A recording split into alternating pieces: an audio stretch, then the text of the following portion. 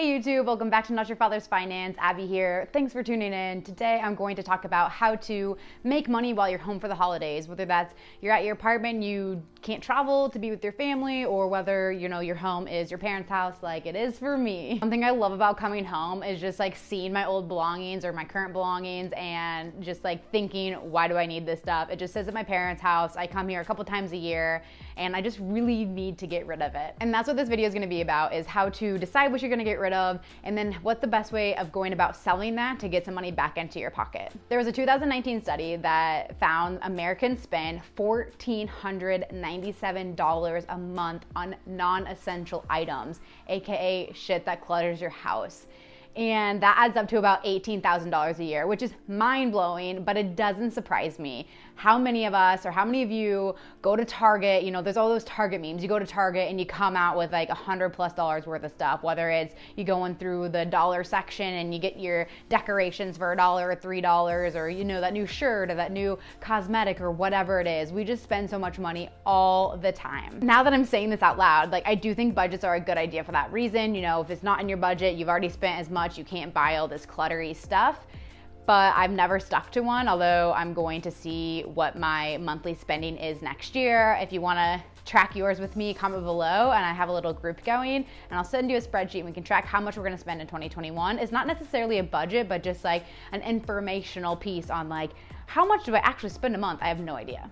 Okay, I'm getting slightly off topic, but the point of the video is, again, we spend so much money on stuff and then it just sits in our home and it's cluttering. And I don't know about you, but when I had my own apartment and I couldn't fit everything like in the cupboard it was supposed to, it just like frustrated me. I had all this stuff, and if it doesn't have a place to go, I don't like cluttered homes, and it just was annoying. And I was like, why do I have this stuff? And so in 2017, I decided to start getting rid of a lot of stuff. Purses, bags, clothes, you name it, I got rid of it. I was actually able to make a couple $1,000s doing that, and I kind of became addicted to that. I also became, not addicted, but I like to follow the idea of minimalism, where I really think about each purchase I make now. Not every single purchase, but I'm doing pretty good. I'd say 90% of the time I really do think about the purchases I make and if I need it, if it's environmentally friendly, all of those good things. I'm not perfect, but I'm working on it. So anyways, one of my favorite things to do with my parents is get rid of my stuff, and then I usually sell it and make money. So I wanted to make a video because if you're sitting at home, you maybe have some days off, you're maybe without your family, this is a task that you can do to make some money before 2021, and whether that money goes to your emergency fund, whether it goes to your investments, it's just a good way to kick off the year. We've all heard of Marie Kondo, and that's kind of what I do a little bit with that. I use like the minimalist strategy, which is if you're not gonna use it in 90 days and you haven't used it in the last 90 days, then get rid of it. This accounts for seasonal items that way. If you live in a four-seasoned place, state, town, whatever, country, I don't know. Marie Kondo is if you hold the item and you don't get joy from it, just get rid of it. And another way I like her and the minimalist is like basically like just pile everything on your bed or everything on the floor and get everything out of your cupboards, cabinets, drawers, closets, whatever, and then go through them that way. And then the things you actually put back in is the stuff you want, and you can get rid of the rest. I was able to do this in August, and I cut down my closet about in half, and then I got to shove my shoe rack that was in my room into the closet, and so pretty much all my belongings are within this closet, which is super nice. I also think you'd be surprised at how much money you get for random things. I had a really old GoPro that is like, I don't know, multiple generations old, and I decided to sell it on the Facebook marketplace for $50. I had so many people coming at me wanting it, like 20 to 30, next in line, have you sold it, I want it. And I was like, dang, maybe I should have sold this for more. And so don't underestimate like how much your stuff is worth. You can always try a higher price, and then if it doesn't sell, start kicking it down or start negotiating with people. Or if it's like, you know what, even if I get 10 bucks from it, I'm happy, then put them online for really cheap. So a couple things in particular I want to talk about. Old textbooks. I had some undergrad and grad school textbooks because I got my degree in speech language pathology, and I thought I'd reference my neuro book and my speech book and all this stuff. And the answer is I never touched those, and they were just in boxes, and I don't really plan on working as a SLP again. So I decided it was time to sell those books. They're years old. I graduated grad school in 2017. And so, they're like 5 to 8 years old for undergrad and grad school. I got online, and I usually used to sell them at like Chegg or something like that. But I found this website called Book Scouter. Basically, when you put that code in, I'm drawing a blank on what that code is called. But when you put that code of the book into the website, it tells you all the sites that will buy it from you and the price in which they buy it from you. And so it was really cool because sometimes like the book would be like $50 and this site would give you like $3. I have no idea why. Maybe it depends on their stock. But what I did to make it easier on myself, because I don't need to squeeze every single dollar from everything, I put all of my books in and decided the top website that would give me the most money for all of them. And so I only had to make one stop to the UPS and like put all the books in one box and just ship it out. Honestly, selling back your books, is that how you say it? I think so. Is really easy because they're printable. Wow, I didn't get much sleep last night and you can tell that my brain isn't finding words today. They give you a printable like shipping slip, and so you can just like easily print that off, put it on your box and send it away. So it is really easy if you wanted to, you know, nitpick the $5 to $20 you might be losing between websites. Cool, so sell your old books and get them out of your house because they just take up a lot of room. The next thing is electronics. You know, I sold my drone, I sold my GoPro. Electronics are worth a lot.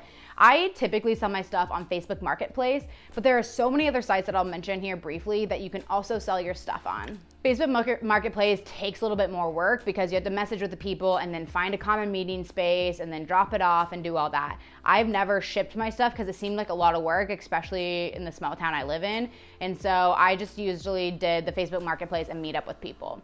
I also think a good strategy for the Facebook Marketplace is if you have a bunch of clothes you're gonna get rid of. So let's say you have, you know, 20 or 50 shirts that are all size medium to large. You could probably just say, hey, I have 20 to 50 shirts, come get them for $100, or just like kind of mass get rid of stuff that way. So you're still getting a little bit of bang for your buck, but you're getting rid of a lot of stuff. Depending on how cluttered your house is, your room, or whatever it is, it can be really overwhelming. I understand that. I freaking love it. I don't know why. I love cleaning out closets and getting rid of stuff or organizing stuff. I just love it.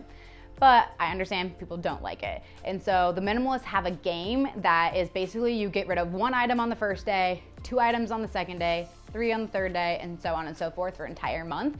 And I think at the end of that game, you get rid of like 500 some items in your house. So that could be a really easy way to start, or again, just start slow, like clean out 1 bathroom cabinet or your clothing closet, which might be a little intense, but you know, just find 1 drawer to start with, 1 cabinet, 1 something, and just get started on like getting rid of stuff to declutter your house. And then you'll find the items that you'll want to like take the time and maybe sell to get some cash for. There's some really popular apps out there and websites that you can just like put your clothing items on the website and sell. Poshmark, ThredUp, The RealReal, a bunch of those. I actually found a website that kind of breaks it down, so I'll attach that below if you're curious about like really specific websites that you can use to sell pretty much any item in your house. One other idea that I have used and I really like it, and it's so stress-free, is if you have any friends or family in your life that really like selling stuff and getting the best bang for their buck, ask them to sell your stuff and then you can give them a % of the earnings. So let's say they sell an item for $100, you keep 50, they keep 50. So I use this with my sister's friend. She used to sell clothes all the time and I just gave her like bags of stuff. And she would sell it for me and she would keep 50%, which was completely fine because I did nothing and I still got some dollars in my bank account, and she just Venmo'd me every time something sold.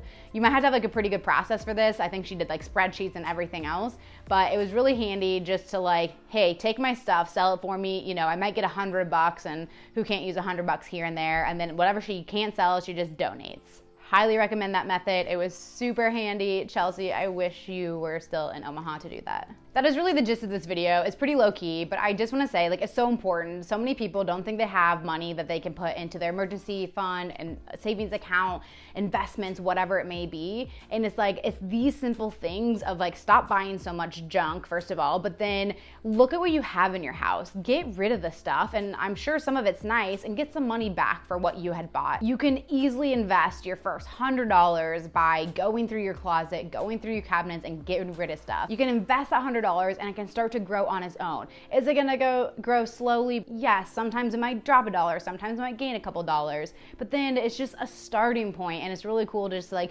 see your money change with the stock market. One easy way to start investing is Robinhood. I haven't used it that much, so I'm not gonna talk about it too much, but it's a simple download and then put money into it, and then you can pick certain stocks that you would like to buy from. I do have a referral code that if you haven't downloaded Robinhood yet, if you use this referral code that I'll post below, then you get an extra free stock, and I think it gives me one too for referring you. So use that referral code, get yourself a free stock. I think when I signed up, I used somebody's referral code and it gave me like a $1 or $2 stock, which is very low, but it also like has some like bigger stocks that you could get, you know, 1 in 1,000 get it or whatever. So you might as well try your odds, but it's super easy to download. I'm actually gonna make a video just how to set it up, because if you need help, I can help you.